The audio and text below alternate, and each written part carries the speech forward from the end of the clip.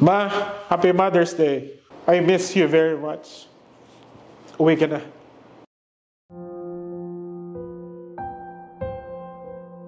What is up, mga kakulay?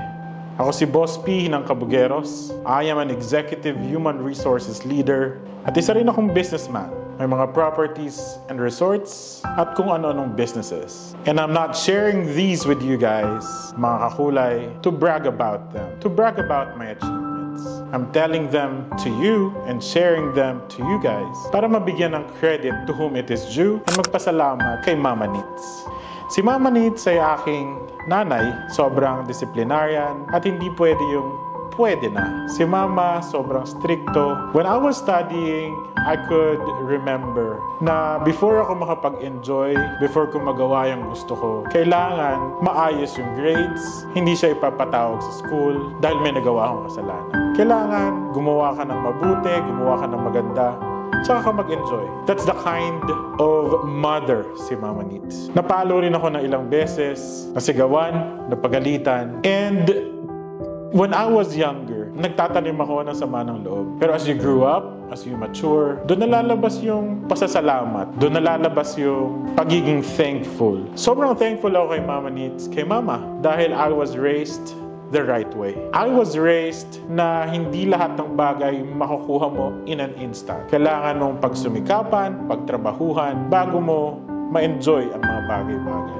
I was raised in an environment na kailangan buong puso mong ibibigay ang kaya mo. And I am very thankful for that. I was raised in an environment na kahit masaktan ka, madapa ka, you just need to get up. Ibangon mo yung sarili mo. Kapag tinulungan mo yung sarili mo, unti-unting may mga taong tutulong sa'yo. Kagaya na sinabi ko kanina, mga kakulay, napalo ako, napagalitan ako, and I am thankful. Kung hindi ko na-experience yung mga pain na yun, kung hindi ako naitama, baka naligaw na ako ng landas.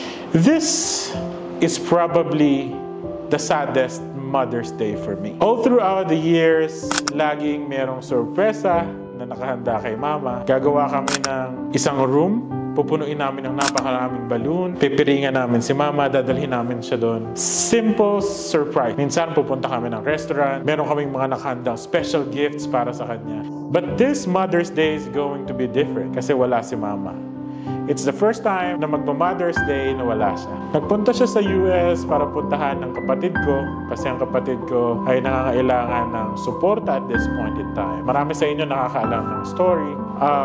Kaalagaan niya yung mga apo niya. I'm very sad kasi I wouldn't be where I am right now kung wala si Mama. And hindi ko siya mabigyan ng tribute, hindi ko siya mabigyan ng regalo, hindi ko siya mayakap sa araw niya, sa araw ng mga ina. Hindi ko siya mabigyan ng regalo, hindi namin siya mabigyan ng sorpresa.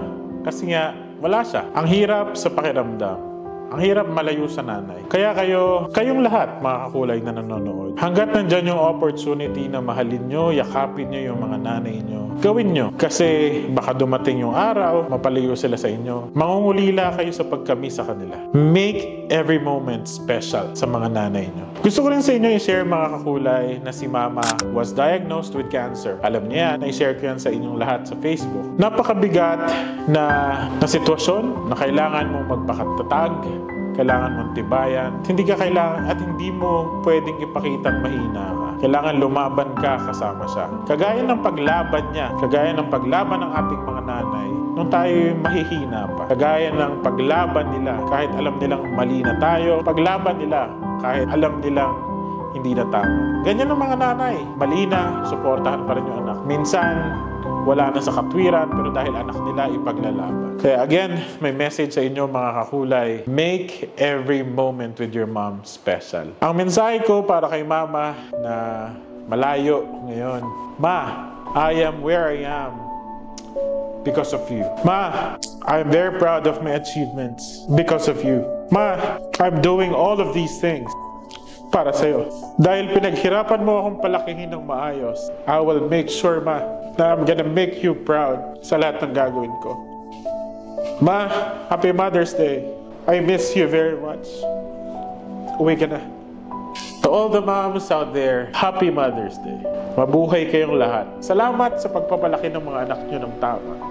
Salamat dahil pinapagalitan nyo sila para maitama yung landas nila. Salamat dahil nagsasakripisyo kayo para mabigyan sila ng magandang buhay.